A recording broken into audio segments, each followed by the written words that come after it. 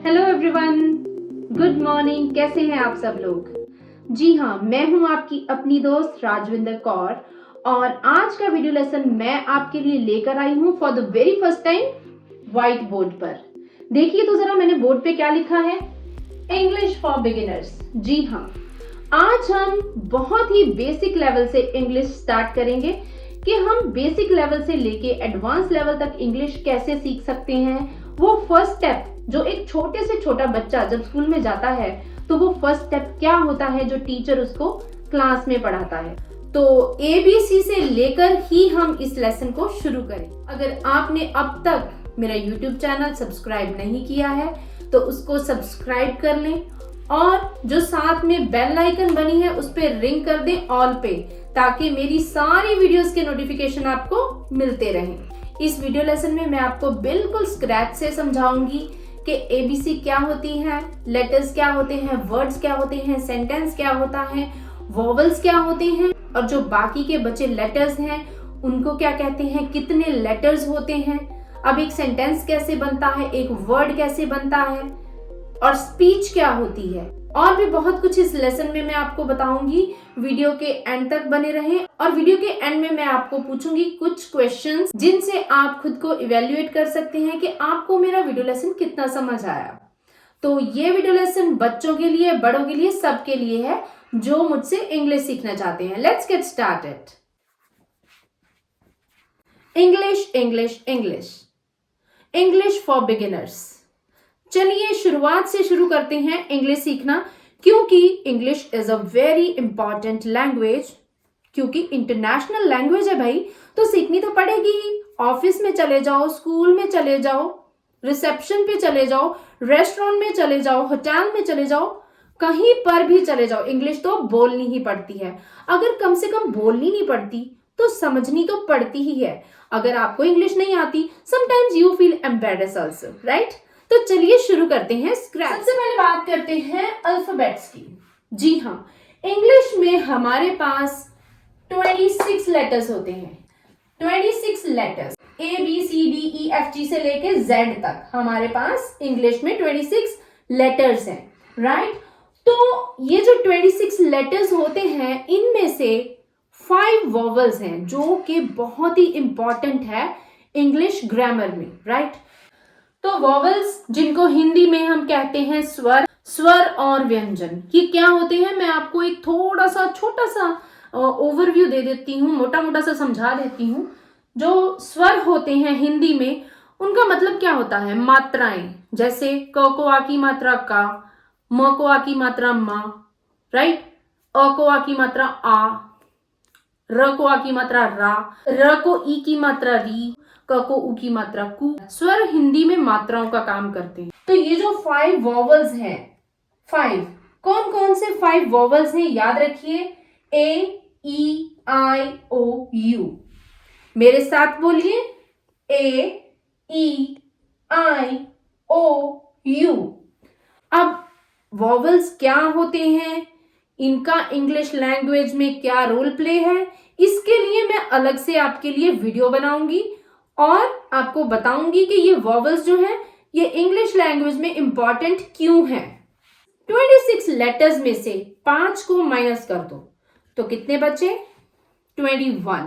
तो अब वो जो 21 है अल्फाबेट्स हैं उनको हम इंग्लिश में बोलते हैं कॉन्सोनेंट्स। क्या बोलते हैं, कॉन्सोनेंट्स। और कॉन्सोनेंट्स जिनको हम हिंदी में कहते हैं व्यंजन। तो ये जो 21 कॉन्सोनेंट्स हैं वो कौन कौन से हैं, वॉवल्स को छोड़ के बाकी के सब कॉन्सोनेंट्स हैं।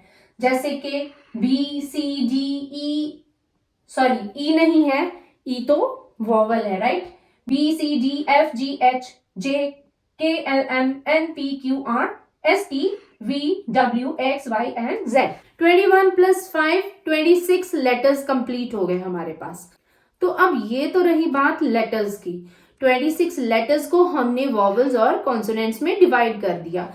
चलिए अब जानते हैं लेटर्स, लेटर्स के बाद वर्ड्स, वर्ड्स के बाद सेंटेंसेस, सेंटेंसेस के बाद स्पीच के बारे में थोड़ा सा एक ओवरव्यू में आपको बताऊंगी कि जो इंग्लिश लैंग्वेज है हमारे पास उसमें जो लेटर्स होते हैं वो 26 होते हैं। ए से लेके जेड तक, उनमें से 5 वोवल्स हैं और 21 कॉन्सोनेंट्स हैं, ये मैं आपको बता चुकी हूं। अब ये वर्ड्स कैसे बनते हैं, देखिए लेटर्स, ये जो एबीसी है जेड तक, इनको यूज करके हम बनाते हैं वर्ड्स। अब वर्ड्स क्या होते हैं, ऐसा नहीं है कि एबीसी में कहीं से भी कुछ भी उठाया और वो लेटर्स को अरेंज किया और वो वर्ड बन गया, नहीं। अब लेटर्स जो होते हैं उनको हम हिंदी में बोलते हैं अक्षर, राइट। और जो हमारे पास वर्ड्स है, वर्ड्स होते हैं शब्द। इन अक्षरों को जोड़ के जो हम बनाते हैं वो शब्द कहलाते हैं, वर्ड्स कहलाते हैं। मान लीजिए कुछ लेटर्स को लेके हम एक वर्ड बनाते हैं, CAT, क्या बना, कैट।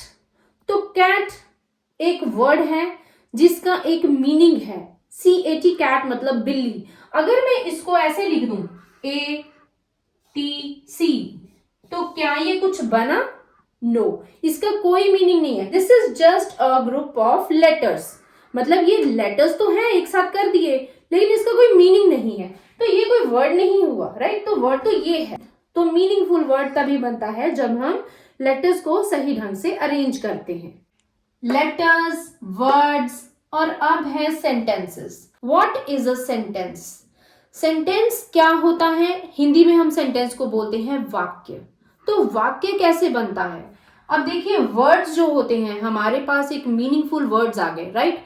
तो उन वर्ड्स को आपस में जोड़ जोड़ के हम बनाते हैं सेंटेंस, राइट। लेकिन वही बात है, जैसे मैंने पहले बोला था कि लेटर्स को सही ढंग से अरेंज करोगे तो उसका एक मीनिंगफुल वर्ड बनेगा। अब जो वर्ड्स हैं उनको भी आप सही ढंग से लगाओगे सही जगह पे, तभी एक मीनिंगफुल सेंटेंस बनेगा, right. So what is the definition of a sentence? Sentence is a group of words which makes complete sense. तो sentence is a group of words which makes complete sense. Sentence group of words है, मतलब काफी सारे words आपस में मिल गए, right, और उन्होंने मिलके एक क्या बनाया, एक वाक्य बनाया, एक सेंटेंस बनाया है। जैसे हम एक माला बना देते हैं, राइट। ये एक माला है, माला को इंग्लिश में क्या कहते हैं पता है आपको? पता है, गार्लैंड बोलते हैं। तो जैसे मान लीजिए ये मैंने एक माला बना दी, यहाँ पे गार्लैंड बना दी, तो ये क्या है, मान लीजिए ये वर्ड्स हैं, राइट। ये वर्ड्स हैं, ये एक वर्ड है, ये दूसरा है, ये तीसरा है। तो ये सारे वर्ड्स जब आपस में मिल गए, जुड़ गए, तो ये एक सेंटेंस बन गया। लेकिन ये शब्द जो है ये सही ढंग से जुड़े हुए होने चाहिए, तभी एक मीनिंगफुल सेंटेंस बन पाएगा। For example, Ram goes to school, मतलब जो राम है वो स्कूल जाता है। अब इस सेंटेंस को मैंने प्रॉपर ऑर्गेनाइज किया है। ये देखिए ये वर्ड्स हैं सारे, राम एक अलग वर्ड है, गोज एक अलग वर्ड है, टू एक अलग वर्ड है, स्कूल एक अलग वर्ड है। अब देखिए मैंने 4 वर्ड्स को मिला के एक सेंटेंस बनाया है, राम गोज टू स्कूल, ठीक है। सबसे पहले सेंटेंस में मैंने सब्जेक्ट लगाया है राम, उसके बाद मैंने वर्ब लगाई है जिसको हम क्रिया बोलते हैं कि राम क्या कर रहा है सेंटेंस में, टू एक प्रपोजिशन लगाया है, और स्कूल कि कहाँ वो जा कहाँ रहा है, ठीक है। अब मान लीजिए ये जो वर्ड्स हैं राम गोज टू स्कूल, अलग अलग वर्ड्स हैं, मेरे पास 4 वर्ड्स हैं। मान लीजिए इनको मैं आगे पीछे कर दूं, क्या कोई मीनिंग बना इस सेंटेंस का? गोज टू राम स्कूल, क्या ये जो ग्रुप ऑफ वर्ड्स हैं इनका कोई मीनिंग है? बिल्कुल नहीं है, इनका कोई भी मीनिंग नहीं है, तब हम इसको सेंटेंस नहीं बोलेंगे। This is just a group of words. जब इसका मीनिंगफुल सेंटेंस बनेगा तब इसको हम बोलेंगे कि ये एक सेंटेंस है। अब आपको स्कूल में आता है रीअरेंजिंग द जम्बल्ड वर्ड्स, ये क्वेश्चन आता होगा, मतलब आपको अलग अलग वर्ड्स दिए हुए हैं और आपको उनको सही ढंग से अरेंज करना है। आपके स्कूल में ये सिखाया जाता है कि मीनिंगफुल सेंटेंस वही होता है जब हम वर्ड्स को सही जगह पे उसकी लगाते हैं। तो ये एक बहुत ही बड़ा टॉपिक है कि एक सेंटेंस फॉर्मेशन कैसे होती है, वो भी मैं आपको आने वाले अपने लेसन्स में जरूर सिखाऊंगी। लेकिन अभी फिलहाल के लिए इस बेसिक लेसन में हम लोग ये सीख लेते हैं, sentence is a group of word which has some meaning. वो ग्रुप ऑफ वर्ड्स जिनका कोई मतलब निकलता है उसको हम सेंटेंस बोलते हैं, बाकी कुछ नहीं होता है, ठीक है। अब बात आती है speech. What is a speech? अब जैसे लेटर्स को मिला के वर्ड बना, वर्ड्स को मिला के हमारा सेंटेंस बना, और बहुत सारे सेंटेंसेस को मिला के बनती है स्पीच। जैसे मैं आपको स्पीच दे रही हूँ, राइट। स्पीच हिंदी में भी हो सकती है, इंग्लिश में भी हो सकती है, speech can be in any language, right. तो अभी जो स्पीच है, जब आप कॉम्पिटिशन्स में जाते हैं, स्टेज पे खड़े होके स्पीच देते हैं, तो बहुत सारे सेंटेंसेस एक साथ बोलते हैं, राइट? तो उसी को तो स्पीच बोलते हैं हम लोग, और क्या होती है। तो क्या आपने कभी हिंदी में या अपनी मदर लैंग्वेज में स्पीच दी है? तो जब आप इंग्लिश लैंग्वेज में स्पीच देंगे तब मैं मानूंगी कि आप एक्सपर्ट हो गए। इंग्लिश स्पीकिंग सीख लो, चाहे आपने राइटिंग सीखनी हो, चाहे आपने लिसनिंग सीखनी हो, रीडिंग सीखनी हो, तो ये लेसन बहुत इंपॉर्टेंट है आपके लिए। इस लेसन के बिना आप आगे नहीं बढ़ पाओगे। तो now it's homework time, right? तो अगर आपको मेरा लेसन समझ में आया है तो थोड़ा सा एक छोटा सा होमवर्क जरूर दूंगी। Rearrange the jumbled words. ये जो कुछ वर्ड्स हैं मैंने जम्बल्ड करके लिखे हैं, मतलब आगे पीछे करके लिखे हैं। आपको इनका मीनिंगफुल सेंटेंस बनाना है और मुझे कमेंट्स में इनके आंसर्स देने हैं। तीनों सेंटेंसेस आपने सही लिखे हुए होने चाहिए, अदरवाइज मुझे लगेगा मैंने आपको सही ढंग से पढ़ाया नहीं है, right? Rises, the, east, sun, the, in. अब इन जम्बल्ड वर्ड्स का आपको बनाना है एक मीनिंगफुल सेंटेंस, राइट? और बना के मुझे कमेंट्स में जरूर लिखना है। एंड मेक श्योर कि इनमें से कोई भी वर्ड छूटना नहीं चाहिए। सबसे पहले इन वर्ड्स को काउंट करिए, कितने वर्ड्स हैं? 1 2 3 4 5 एंड 6। ओके, 6 वर्ड्स हैं। और जब आप सेंटेंस बनाएं तो 6 के 6 वर्ड्स का सेंटेंस बना हुआ होना चाहिए। Second is cooks mother food my. इसका भी आप एक सेंटेंस बनाइए। डोर शट द, इसको भी एक मीनिंगफुल सेंटेंस में लिखिए। तो ये तो रहा आपका होमवर्क जो आपने मुझे कमेंट्स में बताना है लिख के, राइट? सो गाइज, आपको मेरा आज का वीडियो लेसन कैसा लगा और मुझे कमेंट्स में जरूर बताना। अगर आपने अब तक मेरे चैनल को सब्सक्राइब नहीं किया है, अब भी कर लें और दूसरों को भी शेयर करें मेरे चैनल को, ताकि वो लोग भी मेरी वीडियोस देख सकें और कुछ सीख सकें। स्पेशली ये वीडियो जरूर शेयर करना ताकि लोग बिगिनर लेवल से इंग्लिश सीखना स्टार्ट कर सकें। तो बहुत ही जल्द मैं क्लास 2 लेके आऊंगी। ये थी हमारी क्लास 1 और नेक्स्ट लेसन में देखिए मैं क्या पढ़ाती हूँ लेवल 2 में, राइट? जल्दी से मेरे चैनल को सब्सक्राइब करिए, लाइक करिए, कमेंट करिए एंड शेयर करिए। मैं हूँ राज। अगर सीखनी है इंग्लिश तो सब्सक्राइब कर लो मुझे आज के आज।